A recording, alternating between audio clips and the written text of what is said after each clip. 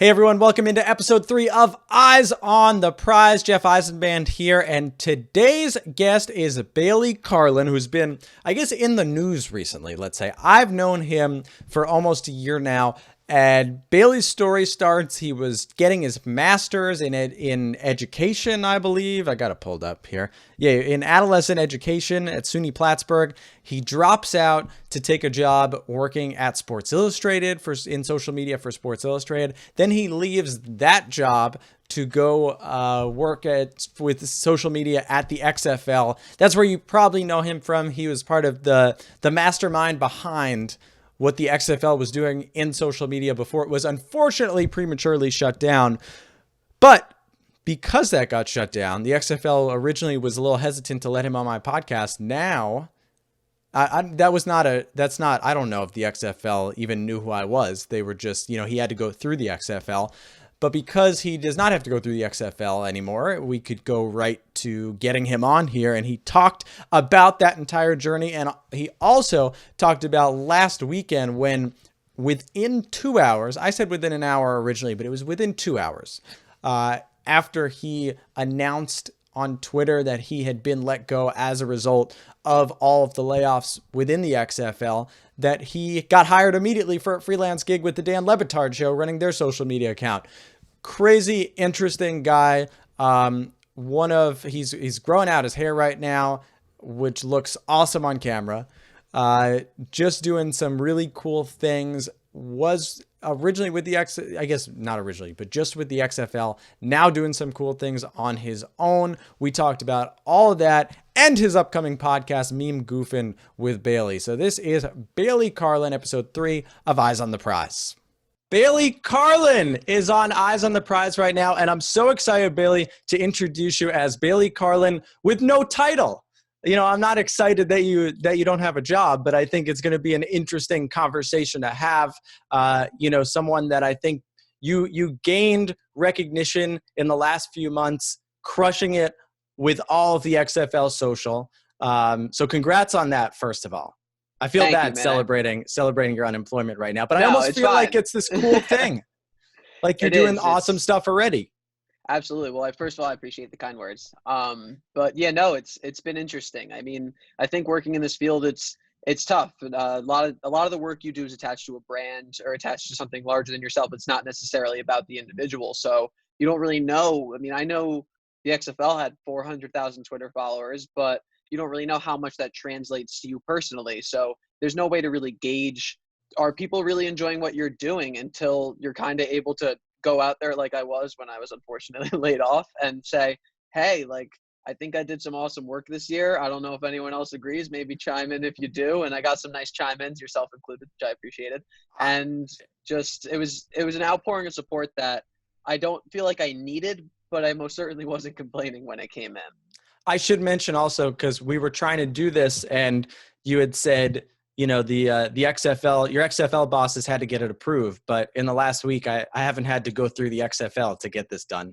No, just me and you. Yeah, no, it's nice. For at least a few, who knows how much longer, I'm my own boss right now. So I decided that this got the stamp of approval of things I should be doing.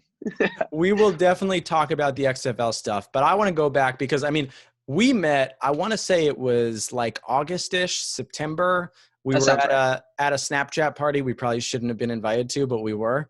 And I was getting to know you because you were with SI at the time, which people might not realize. And I want to go all the way back to SUNY Plattsburgh, Bailey in college, maybe even all the way back to high school. What was the early come up like for Bailey in the sports media industry? All right. So we actually, I want to say like the year before I got into high school. So like 8th grade, my high school that I went to, I grew up in upstate New York, depending on who you ask. But how far? Poughkeepsie, New York, in Poughkeepsie. I consider it north of Westchester, not upstate. Yes. Boom. I'm comfortable with that. I'm glad we don't have to waste time having that debate. So, my high school got a really cool grant opportunity that I was going to be stepping into, and they got to build a state-of-the-art TV studio, basically. So our morning announcements, we had teleprompters. We had like multi-$1,000 cameras. We had an amazing desk setup. We had green screens. So I got the opportunity in high school to start doing some broadcasts, just sports communication extended type work right away. And I mean, stuff that when I was going on college tours, their equipment wasn't as nice as some of the stuff at my just very normal public high school due to this grant that we won. So I knew pretty early on, it was my freshman year, I applied to be in like 2 different classes. I applied to be in like a culinary arts class and this communications intro class. I didn't get into culinary arts. I did get into communications. And really since then, I've just absolutely rolled with that. Went to SUNY Plattsburgh, started as a broadcast journalism major, realized that I had kind of gotten a lot of the experience I was going to be waiting to get in college by like junior, senior year, just kind of due to the head start I got from that program in high school. So I figured I'd try to improve my writing skills. So I changed my major over to be a written journalism major. Had a internship, I was a managing editor of my school paper, which was fun. Loved that. Sports editor, then managing editor. Love writing, still love writing. Tweets are writing, so I still do some writing. And then ended up my senior year having internship at this local newspaper, which I loved the staff there. Everyone was great. But it just kind of showed me that I didn't really want to get out of college and start working for a newspaper. So I actually kind of veered off completely on a separate path and went to get my master's in education, and from the same school, same program. So I got a really cool opportunity to work in a BOCES, which for anyone outside of the state of New York, it's like a VOTEC program. So I was pushing into classes. I was teaching English to a culinary arts class. I was teaching English to an environmental science class. So I was pushing into these different classes and teaching English while getting my master's. And during this time that I was also, because I didn't have any money, like they were graciously paying for my grad school, but not really much or anything on top of that. So, and I was so consumed with that work, I couldn't really take on like an active like waiting job or something like that. It would have just been irresponsible to my students and the job I was doing. So I started selling t-shirts on TeePublic, and I had one shirt that just particularly blew up. It was a LeBron James dunking on Donald Trump "You bum" shirt, and it just got out there to the greater Twitter space. I sold enough of them that I was able to even put a little bit of money away, which was at the age of 22 I didn't expect to be able to do. And then that just kind of got me attention from some other places. And I was working at the Knicks Wall at the time, which is an awesome blog. Those guys are still crushing it. I still am in the Slack group. They let me just kind of linger and see what's going on, which is nice. And the combination of that and my personal t-shirt sales just kind of put me on the radar of some people, I guess. And someone reached out to me about, I want to say a Yahoo Sports fantasy job. Like, hey, you ever considered doing something like this? And I was like, honestly, no, like I haven't considered just working in social media. Like I didn't really know that was a thing. I had a very traditional journalism program in college. And it was through that, I didn't end up even, think applying for that job, but I reached out to Kenny Ducey, who's a friend of mine, and Yep. he now works at SNY as a social media, I'm not sure of the exact title, but something more important than me at SNY. And he was at SI at the time and said, hey man, we could use more people that understand the internet. Like, are you interested? And meeting with my boss, I did. It went great. And then I had an awesome tenure at SI until new ownership came in and just wasn't really on the same wavelength of what I was trying to do. And I moved on to the XFL, and then most people know my story from there. Yeah, you gave a lot there. First of all, shout out to Kenny, because he's kind of Great one guy. of the, like almost one of the OGs in the social media. He's my age. He's 27, or 26, 27. Graduated Fordham in 2015, but he's understood the space and kind of how you can both get clicks, I think, on social media while actually being impactful. Well before a lot of people were, for sure. He was way early on that wave. Well before. I always tell people, I met Kenny in the basement of Arthur Ashe Stadium. We were both college kids covering the U.S. Open. So we'll always have that bond with each other. You mentioned, first of all, the SUNY Plattsburgh. You never, if I'm not mistaken, did you ever get a master's? I never ended up getting my master's. I ended up dropping out of grad school. It was a decision. I try to be the type of guy who goes with his gut. And it's honestly, I'm probably batting about 500 with that. Sometimes it works out for me. Sometimes it doesn't. That one definitely did work out. I had a conversation with the principal of my school. I had a conversation with my supervising teacher, because I was in this hybrid residency grad school role. And then my advisor at the college. And they said, you know what, Bailey, you have the chance to work for Sports Illustrated, tweet, you love social media. You'd be crazy not to try it. I do only have I think 3 to 6 credits left, so I really should go back and finish at some point. But yeah, I never ended up finishing. Could it happen? I think I have 6 more years now to go back and finish. And the only thing that's a little troubling, like that makes it difficult, is it's like in classroom time that I have to do. So like if it was an online class, I'd go and definitely just let it rip. But we'll see. I mean, I love the idea. I've had some amazing professors who were so good, and I love the idea of like maybe one day going back and being able to like be an adjunct myself, and that would certainly help. So I'm not writing it off, but I don't see it happening anytime soon. So when did you realize you were good at social media? I'd say probably about I'd say there's two times. One, I just started getting some Tyler I am is his at name. Trill Withers, he's more commonly known by, and he followed me on Twitter. And at the time I didn't have many followers. And I was like, wow, this guy followed me. Like, this is cool. This guy crushes social media. He's got a great Twitter account. Like, this is so cool. Like, maybe that means like I'm actually pretty good at this myself. That was like the more personal one. And then I'd say about a week into Sports Illustrated, because I was terrified because I'd never done this professionally. And all of a sudden they're asking me to just like, oh, we trust you. Like, just, yeah, schedule tweets, make Facebook posts, blah, blah, blah.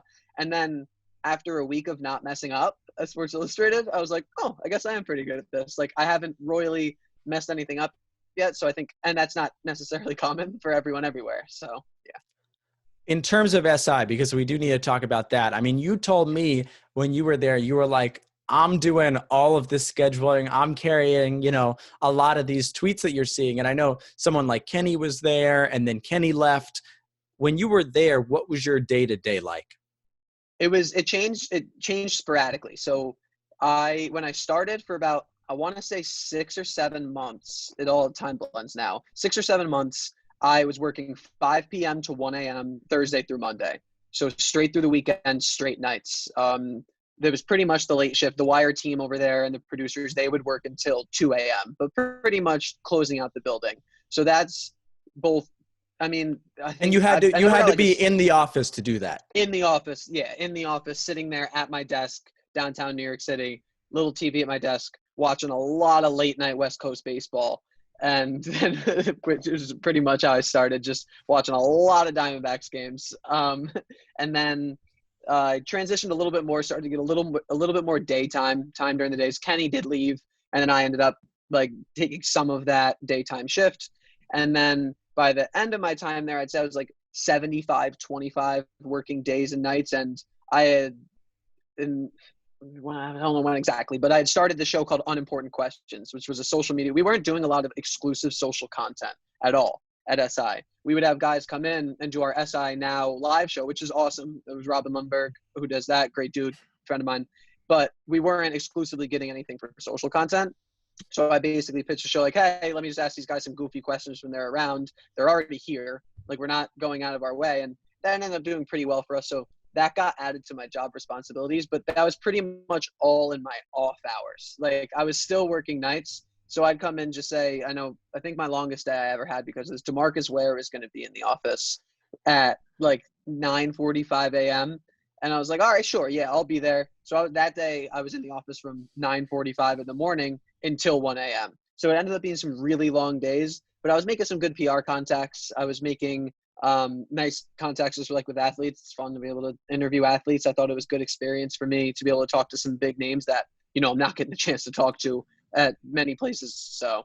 Well, and for people to understand, all right, so you come in early for DeMarcus Ware. In this industry, do you get paid extra to come in early and do that? Oh, no. No, absolutely not. No, no. I know the answer. Yeah, no, absolutely not. No.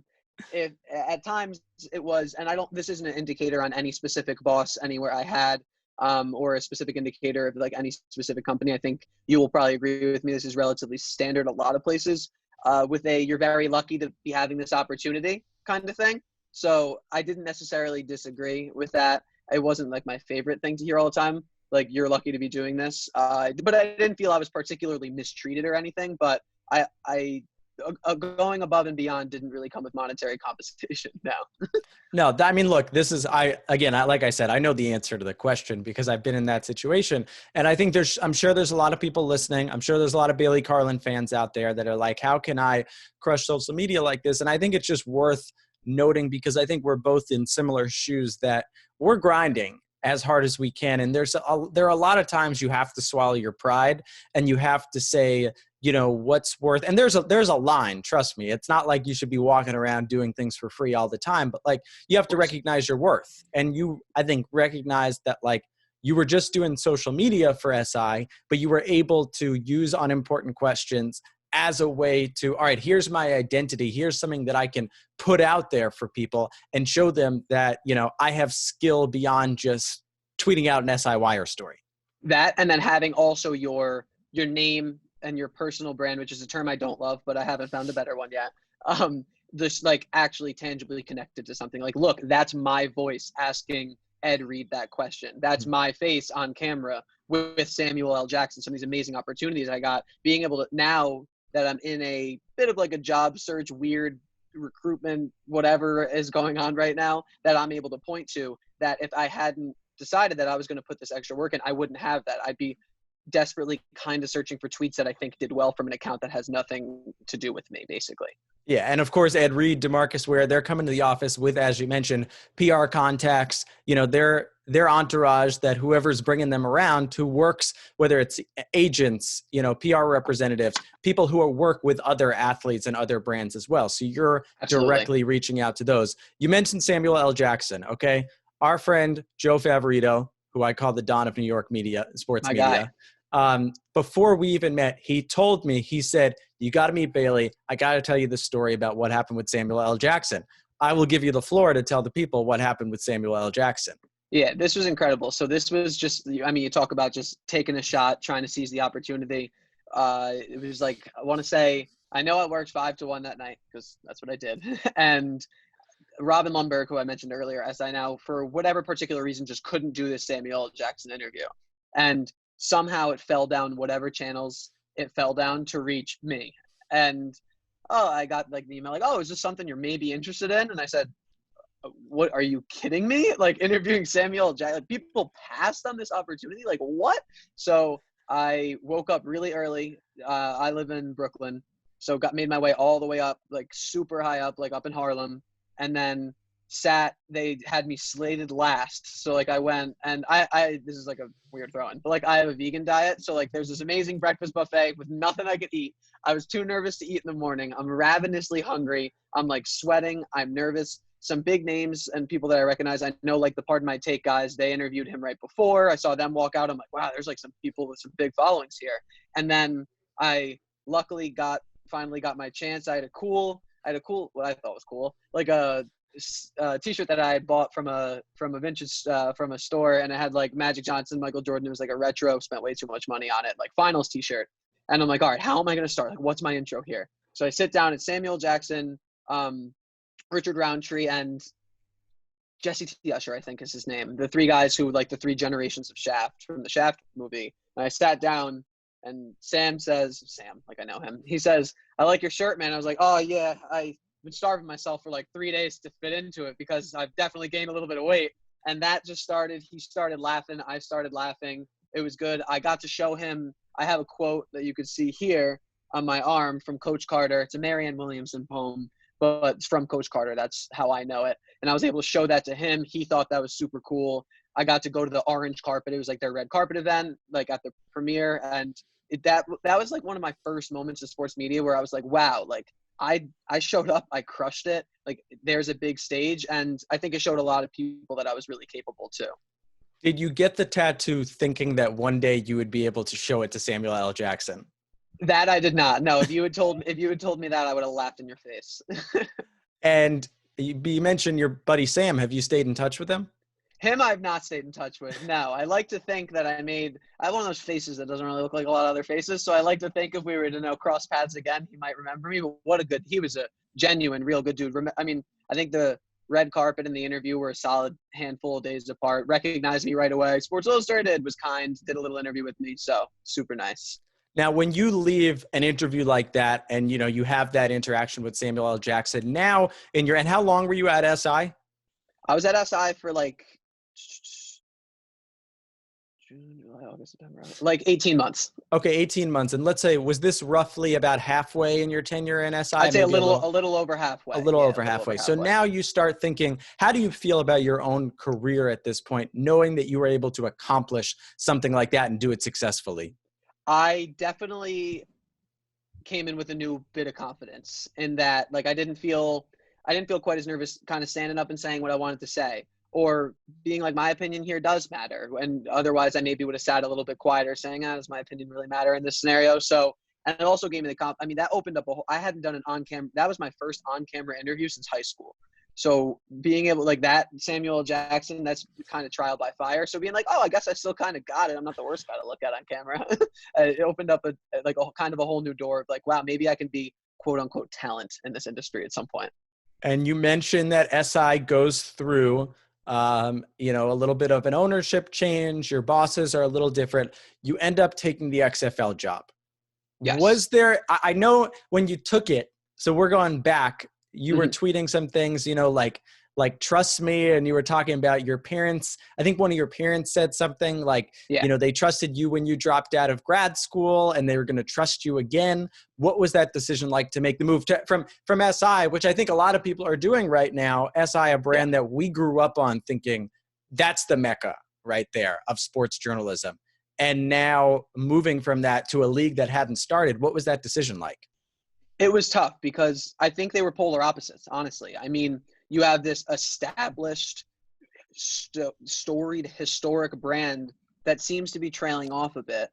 And I think that's fair to say. Still some great friends and great people who work there doing great work. But I think, in my personal opinion, I'm going to say it's trailing off a bit compared to what was described to me as like a wild, wild west of like unprovenness. And I know I didn't say this in my interview, but my interview with my boss was Ray Allentine. He's my old boss at the XFL. Great guy. Worked for the Jets before, worked for there. Just awesome dude. He said someone else in an interview who interviewed before me kind of described going to work for the XFL as like a morbid curiosity.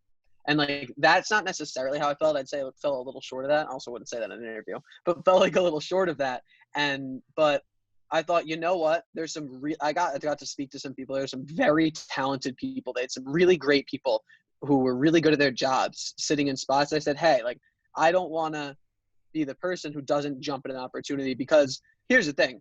I mean, the XFL is now done, but for a while there, we were buzzing, and I felt like it was the right choice. And my ceiling for, I thought, like, what could this be? This is unproven ground, and being able to step in and be like, quote unquote, in the job description, it said like the voice of the brand on social. That was a really appealing thing to me because I felt very stifled at times at Sports Illustrated. They basically told me to limit my voice, and it was a bit too much. So someone embracing that, and from me, was, I just knew I had to make the choice and trust my gut again. Yeah, your title, at least on LinkedIn, was social media editor. Yes. What would you say were the guidelines of what you were doing on a day-to-day? That changed. There was before season started and after season started. So I'll go through before first. Before, a lot of meetings, just kind of like dealing with ramp up. I was there for a few releases. I was there after like team reveal, but my interview was on the day of the draft. So when I started, there were some players, which was nice at least. Because like Gabe is another guy I was working with there. Great dude. He manned those accounts for a while with like no players, no team names, no cities even. So bless him. I never could have done that. I just couldn't have been me. But he did. So then I come in, we do jersey reveal, which was exciting. A lot of marketing type stuff, like revealing jerseys, working with sponsors, revealing uniforms, revealing our custom footballs, and doing a lot of stuff like that. So just day to day, typical 9 to 5, just populating the accounts, communicating with teams, editors, stuff like that. And then when the season started, it was my personal job is basically to run the Twitter account and just fire stuff off as quick as possible, which was a nice change because SI, everything's reactionary. You're waiting for news to come to you. So like controlling the narrative, being the first one to have access to a play was really exciting for me, because I would be working at SI waiting an hour sometimes for someone to post a highlight from another league when I wanted to just rip it. But obviously there's copyright laws, so you can't do that. But my job turned into just a lot of live tweeting, engaging with fans, making memes, editing videos, scouring like during the week, looking to try to kind of find stuff to differentiate us and different memes to stick out. So a lot of memes, mostly meme stuff. So then as you started to go along, what were some of your early impressions as you started to handle those accounts? I couldn't believe how engaged the audience was immediately off the bat. I mean, you don't often see in sports, like, remember how funny a thing, like, it became a very funny thing at the Super Bowl when Rob Lowe had an NFL hat on. I remember that vividly because people were like, who would ever wear that? That's so goofy. But some of our best selling items in our store and some of the stuff that performed best on us on social was league centric stuff. So immediately I was like, wow, like there's a different kind of fan base here than I've experienced before that's passionate, not just about, because we didn't even have players at one point and people were still passionate and players didn't even exist. So people being passionate about a league, I thought was just amazing and made my job a lot easier because people just inherently had this strong, and that was some WWE influence crossover for sure, a nostalgia factor from people who enjoyed XFL 1.0, and then just a lot of people with a lot of curiosity who just really attached themselves to the wider brand. So my impression was like, this is unlike anything I have ever dealt with before. And so one thing that you did in particular was even before the season started, you said, I'm going to invest in TikTok here. And Yes. you did something crazy with the XFL TikTok account. First of all, was there a pitch that we need to go hard into TikTok? And then did you just do it? What was that conversation like? So my first day on the job, I was like, oh, are we doing it? Because that was something I brought up right towards the end of my SI tenure and never really came to fruition there. And so my first day on the job, I swiveled my chair around and said to my boss, like, what are we doing for like TikTok? And he's like, are you interested in that? I'm like, oh, am I? And then I wrote up like a Google Doc, like a one-sheeter basically of being like, hey, this is what I think we could do. I broke it down into like, there's two ways we could do this. We could be incredibly transparent and have a face lended to the brand. We can just post highlights and like just like league team highlights, stuff like that. Or I said no one's really doing this right now, but I think there's an area to do both. And we could post an awesome highlight when the time comes around, but also me sitting in my chair at the XFL being like, hey guys, this is Bailey. I'm running this account. You guys want to help me get some followers?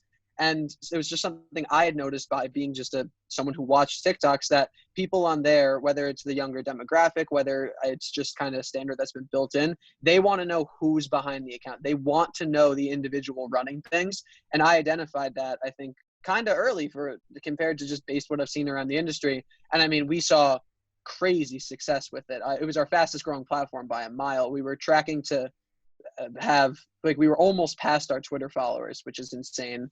And we were adding at one point like 8,000 to 10,000 followers a day when we were really going crazy. Well, I think, and this is a question, honestly, I don't know. I'm still trying to figure this out. How do you expand your following on TikTok? That's one of the most interesting things too, because no one really knows, but people have some pretty good ideas, and I'll give you mine. Pretty good idea. It's the easiest platform for someone like to blow up on, because like they're just the built-in endless scroll for you page and the simple interface. Like there's no retweeting. You can duet a video, but it's not really what the retweet or what a share is. And so anyone attaches themselves to a popular sound, that person could wake up the next day and have 300,000 followers. That's not happening on Twitter. That's not happening on Instagram. That's not happening really anywhere else. So it's just being topical, playing into these like sounds and songs and everything, and just honestly proving to a bunch of teenage kids that you're not like corny is really just like the main thing. And then I think that's the transparency genuine why that works out, because it becomes clear when brands are just, trying to just be hip and not really live in it. But is that because a younger generation, a Gen Z, just likes or follows almost anything? Because I call it like inflation, that my younger brother's 3 years younger than me. And I know that when his friends would post stuff on Facebook, let's say 5 years ago, so we're going back, my friends could post the same thing and get half as many likes, not because we didn't have as many friends, but it was like, you have to earn, in the millennials, you have to earn a like. That's not in Gen Z. It feels like there's, not to get all Black Mirror, but there are those constant likes. Is that why TikTok works that way? I think that's a big part of it. I mean, we had on that XFL account, we had like 4 million likes or something like that. And 4 million likes on Twitter is not a thing. On Instagram, not for us at least. It wasn't like a thing. So I do think people are a little like happy on there. They're less, I think, since likes aren't publicly displayed, that maybe people are more apt to like something that they necessarily wouldn't want directly aligned with their image. And I think the endless scroll, I think you go on TikTok, you might consume a much larger number of content, like different pieces of content, than you would on Twitter. because there's just more of it there, and it truly is an endless scroll. It's forever. I also think kids are much less picky with their, like, honestly, I think the younger kids are much less picky with their likes. Food for thought for Instagram, who I know has talked about the people are worried that if can't see your, who likes Mhm. things, that could be up, that could affect influencers, but maybe it would actually result in more likes based on, I think it might, because that pressure is gone. You might like a post that isn't necessarily controversial, but you don't want everyone seeing that you're liking. You might want to lend support to someone. I don't know. Is it like are we? It's like almost like are we like Instagram official couple yet? And you don't really want to share something, like people maybe will take the reins off themselves a little bit. Now, one thing, especially about TikTok, before the season even started, you were doing, I saw on the account a lot of practices where you were getting some guys doing some fun stuff. Yeah. How receptive were the players to you when you were trying out all these things early on? Definitely a player by player basis. There were this like, and this I think was pretty much an XFL thing as a whole. Is there's a lot of guys who were less known guys who really wanted to boost their brand, and then there's guys who are more well known guys that were almost bigger than the XFL platform, or at least were for a bit, and they didn't necessarily feel like they needed us to kind of like help boost their brand, and not in like a negative way. Like, for example, like, and this is a good example because he was actually really, really easy to work with, was really receptive, really helped out, was Cardell Jones. Like, he still has more followers on social media than our league had on anything, but he would still happily jump in. And if someone wanted to do an interview, someone wanted to do something fun with him, he was willing to do it. So it was definitely player by player. We had like this program called, no free ads, but like we had a program called Greenfly, where basically every player logs on, you go back and forth with them, and you can make requests for videos. So you request, hey, we want you doing the TikTok renegade dance. Will you do this? We did that one. I don't think we got a single response. But then if it was kind of more just different ones, like when Kobe Bryant unfortunately passed away, we did like, hey, if you guys are like a girl dad, we would really love to do like this girl dad thing is trending. We think it'd be really nice for some of you to highlight like having daughters and why that's special to you. And like that, we got an overwhelming response. So I'd say it was like a try, like just by trial basis, trying to get people. The fun stuff was even harder sometimes because guys were not quite out of their shell. Mm-hmm.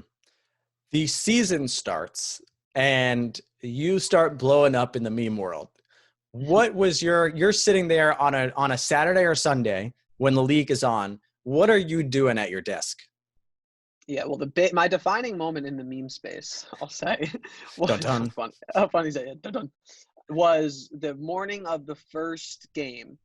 I texted, and like we had a very strict approval process, like single tweets running through people way high up sometimes. So I was texting back and forth with my boss, and he sent the text to me. I still have a screenshot.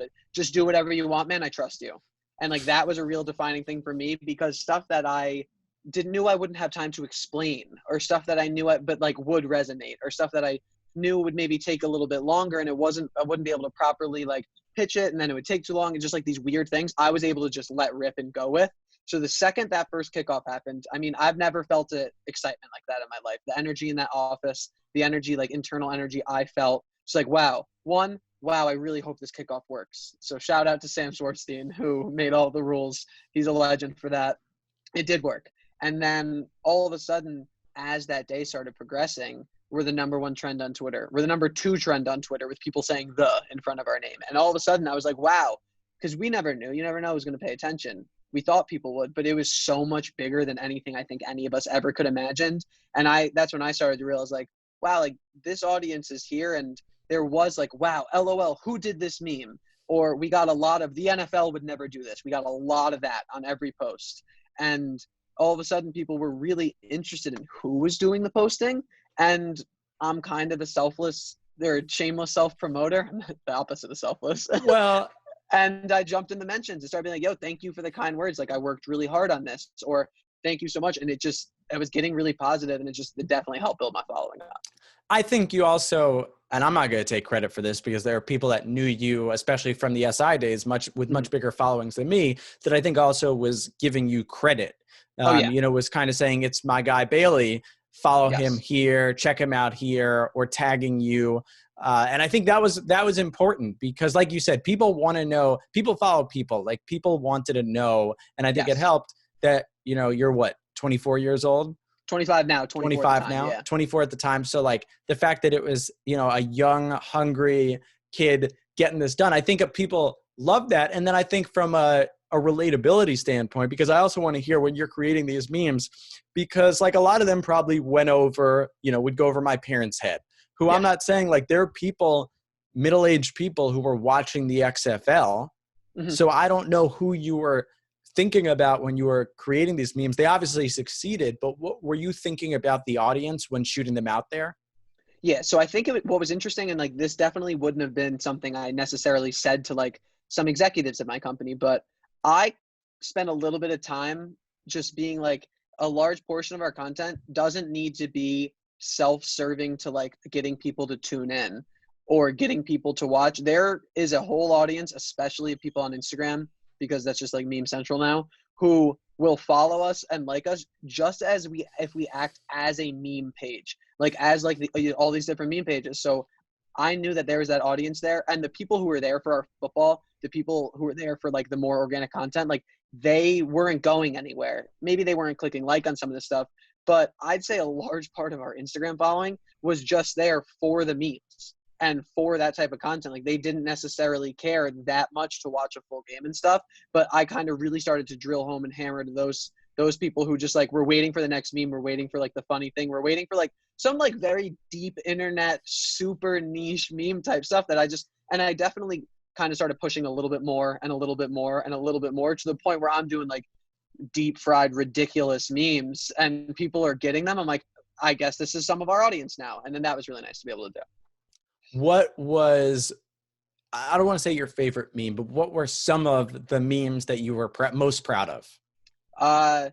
There's a dude like Caleb Sarge. It's like a popular meme where it went really viral for him, where like he jumps out of a dumpster and it's like 2018 going into 2019. And I did that one, and I just attached basically him and his friend just dancing goofy to all different stuff that was going to happen in the XFL that weekend.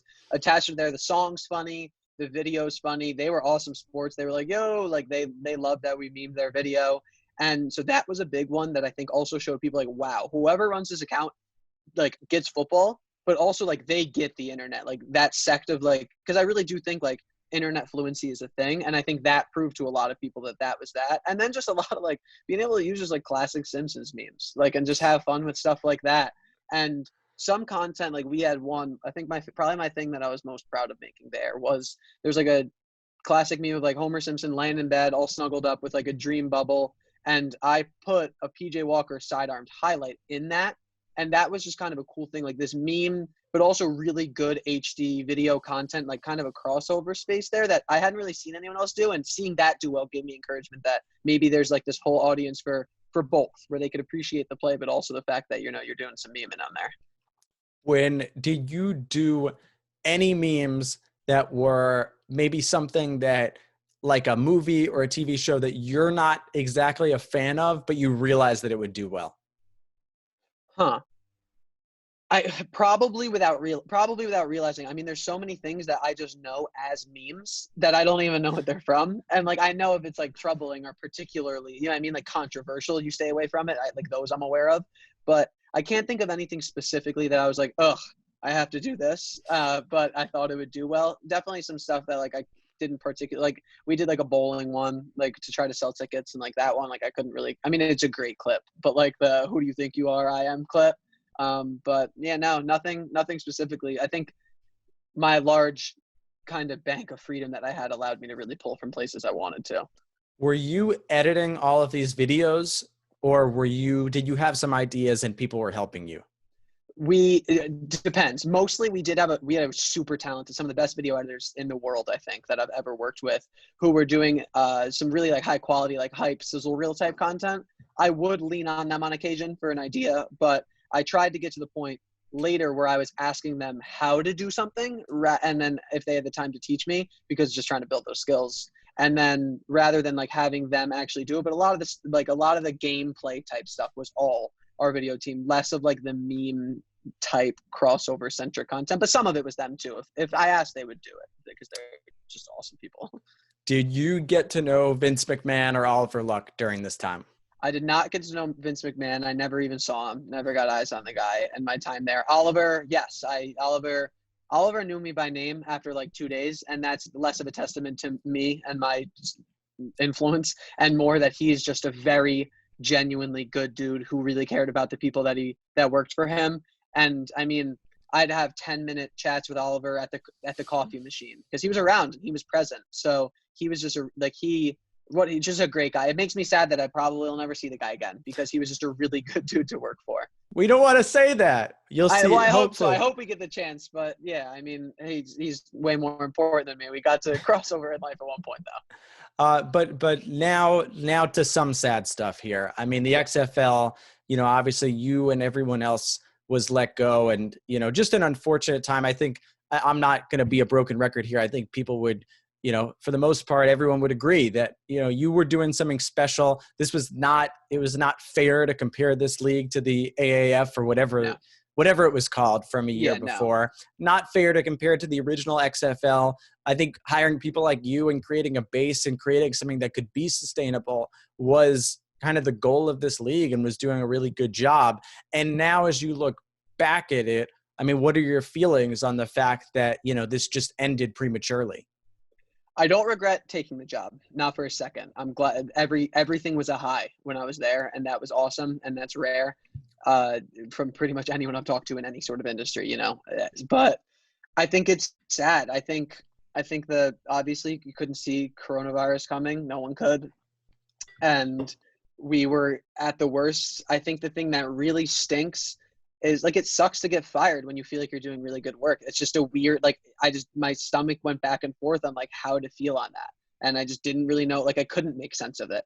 And then, and I do think we were having a good product. And I think we had enough proof of concept that I thought at least we earned ourselves a second season. I personally felt that way. I thought the on the field product was good. People liked it. People were tuning in consistently. Our social numbers were amazing. We were selling merch. We were selling out of merch. We were doing a lot of stuff. So it sucks to be honest. It really sucked that the outside factors. And then, I mean, I'm not in the room when they decided to pull the plug on the thing.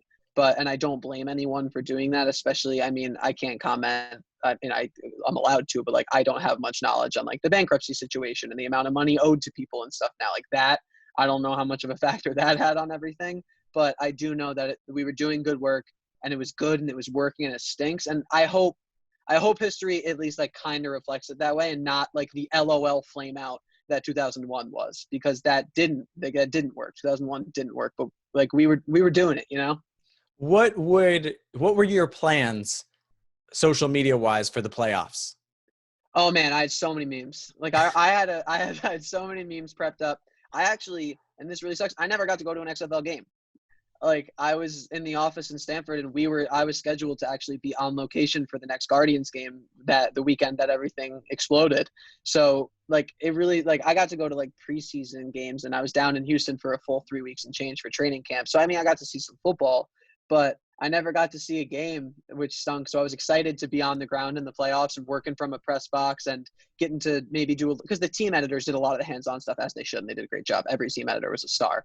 But we had a lot of cool on-site type stuff planned, or at least in the works, where we were really going to just I think do some really, we did just unique, different stuff that I wish I had more concrete stuff, but we were a handful of weeks away from the playoffs, but just really cool on location stuff, just access you never have anywhere else. We need to talk about, so you get let go by the XFL and you become freelance and you land your first freelance job in an hour or so. Yeah, it was about an hour. What happened last Friday? So shout out Mike Ruiz, the executive producer of the Dan Le Batard Show on ESPN. He was a passionate and genuine and true. It was hard to tell with a lot of sports media. Were they being funny? Were they being facetious when they were talking about the league? Did they actually enjoy? I didn't know. Likes are likes and retweets are retweets. So I really didn't care. But Mike was a huge XFL fan, and through that, we just kind of through him, and just the fact that just being on Twitter, and he had followed me. I DM'd him to thank you for the follow, and that I was a fan because I was a fan of his account. And when I did get laid off, and I mean, I wrote my layoff tweet the night before because I had a feeling it was coming. And the second he said it, I was able to fire it off and be the first one. and Mike DM'd me, was like, hey, want to run the account for the show this weekend? And I was like, wow, this is an account that actually has more followers than the XFL had on Twitter. I was like, that's not bad for myself. And I was like, of course, man. He's like, it was cool. Gave me some money, which was awesome because money's important. Yes. And I don't have any, sadly, we didn't get any severance from the XFL. And I know a lot of people don't get severance places, and I'm not complaining about that. It's life now. A lot of people are losing their jobs, but it was nice to have a little bit of money knowing it was coming. And he did me a real big favor, honestly. Like, I think I brought value to their account, but it also got my work in front of the eyes of a lot of people who didn't know who I was, helped me build some followers, helped me kind of show. I mean, I think that's a pretty good, like, to be able to say, hey, an hour after getting fired, an account with 400,000 plus followers trusted me to take over the reins with no oversight. I mean, I had no approval process. He really just let me go. And it was a ton of fun. And like, those Le Batard fans, man, they're like a different breed. I've never dealt with guys like that before. They are nuts. So like, I was messing with them on Reddit and I was messing with them on Twitter, and they were really kind. It was really like, it helped keep my mind off things for the weekend, which was awesome too. Well, you have to get the show, you know? So, and I think I maybe get the show now. I don't know. It was an opportunity I'll forever be thankful for. Like, it really was truly impactful. For someone to be as kind and trust me to just like let me do that all of a sudden was amazing. So shout out Mike for that. I'll be forever thankful. but to me, it's not just that. It's that you were posting pictures of yourself in replies. And you mentioned that a little bit with the XFL, that you have to be a little bit shameless in that you have to both, you know, be respectful of the opportunity that you have. And, you know, you're getting paid to do something for, you're providing a service to somebody, but you're also trying to corral this sort of energy and what you're getting out there. Because as I mentioned, you are now freelance social media. So you're trying to use that to get the next gig, something I know very, very well in this business. So how did you navigate that, and how much free reign did they give you in that way? Mike told me that I could do whatever I wanted, which is awesome. And it was a little overwhelming, but it was awesome once I kind of got comfortable in there, and it helped me to be able to attach my name to things. And I think I'm not sure like your personal feelings on this, but like, I think, and the first place I noticed it was with LSU. The LSU football was doing some amazing content leading up to their championship.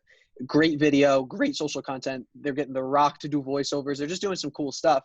And I started to notice a shift like in the mentions and in the comments of like, who did this? Like, we want to know who did this work. This is amazing. And I just think, and this is, I think, part of like the Gen Z thing, like we were talking about TikTok and just all over, like people just identify with individuals more than they identify with brands. And they kind of want to know who's doing the work.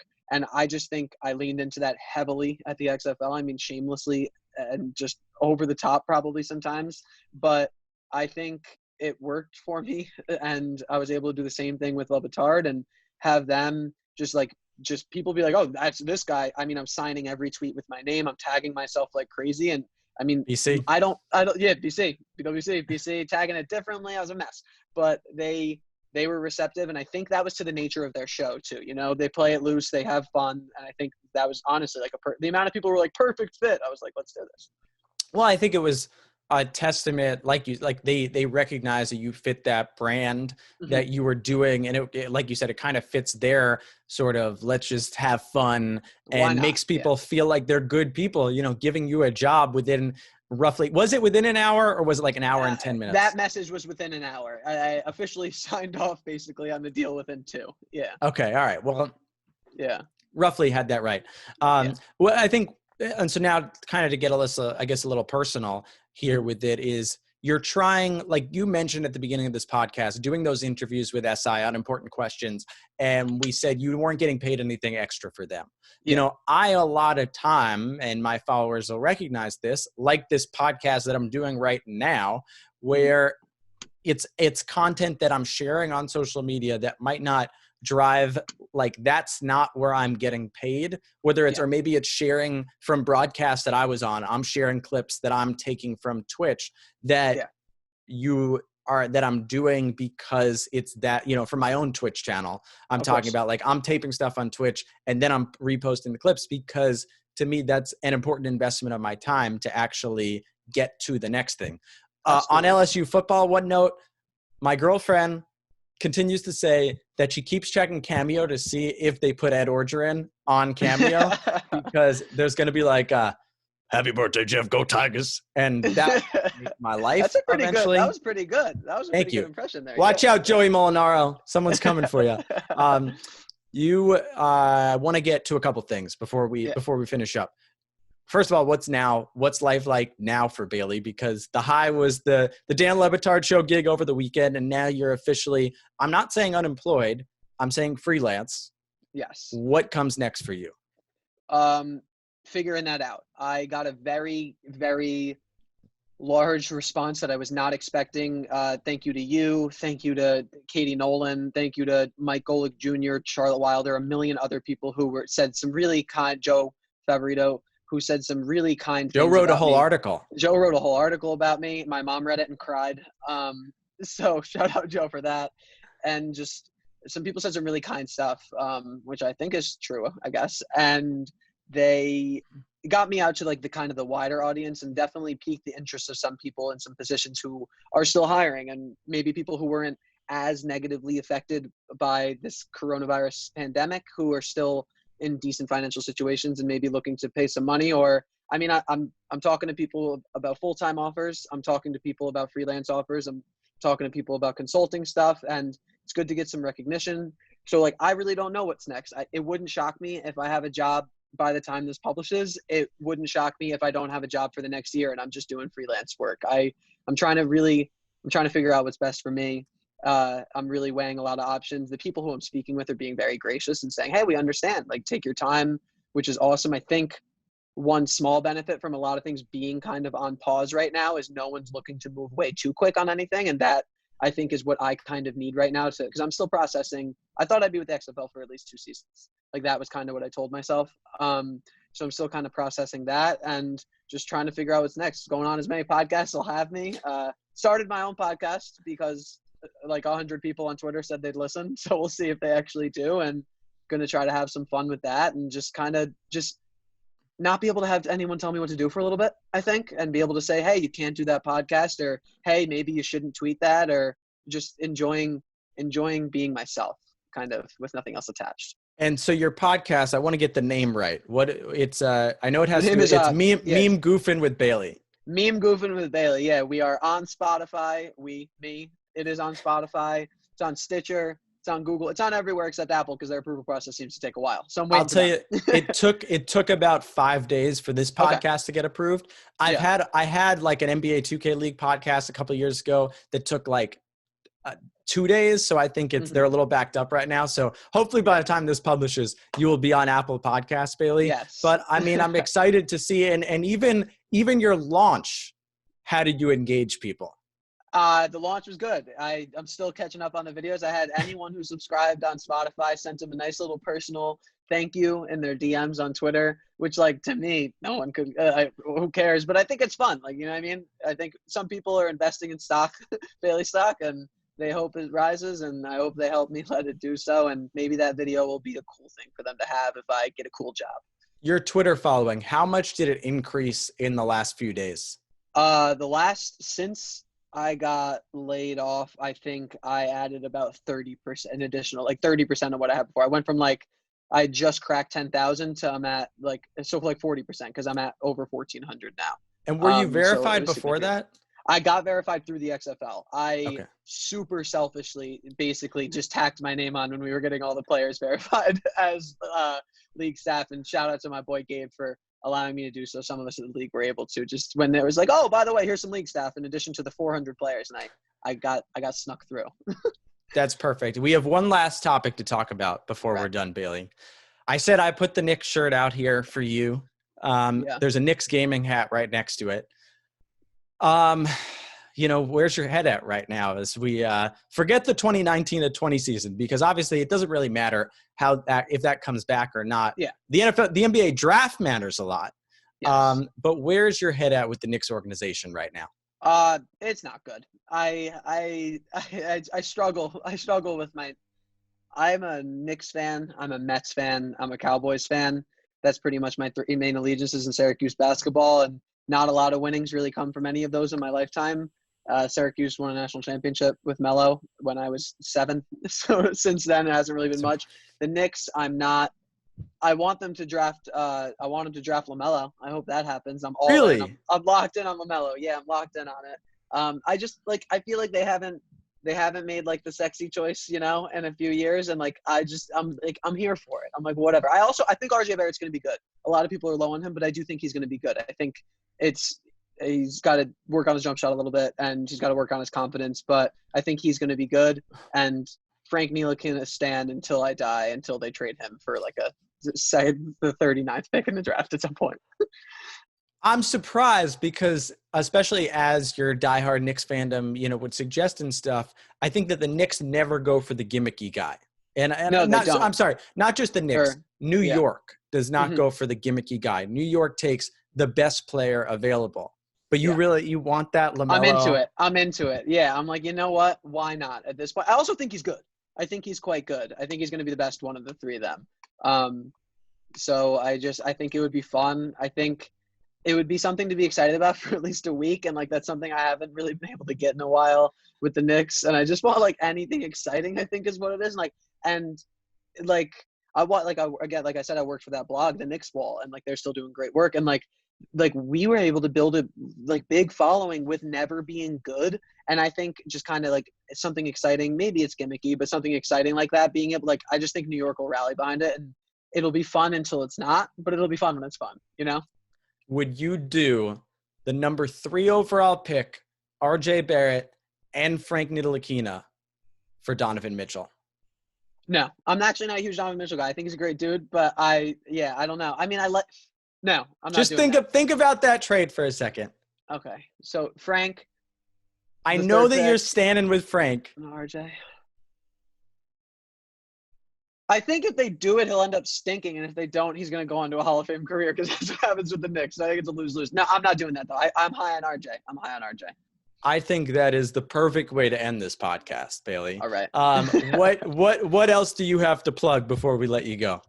Just my personal Twitter account at Bailey Carlin. We're having fun over there. I tweet way too much. I lose about as many followers as I gain on a daily basis because of it. But the people who stick around, we're a tribe.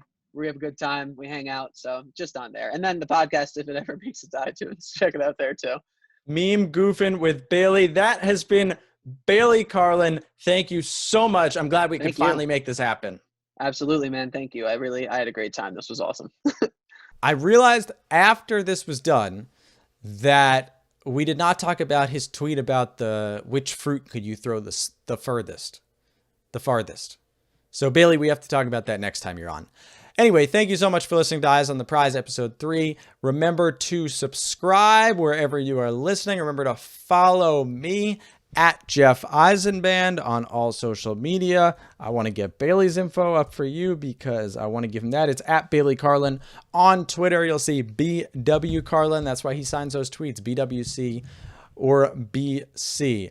Thank you again for listening, everyone. Stay safe, stay healthy, enjoy the rest of your day.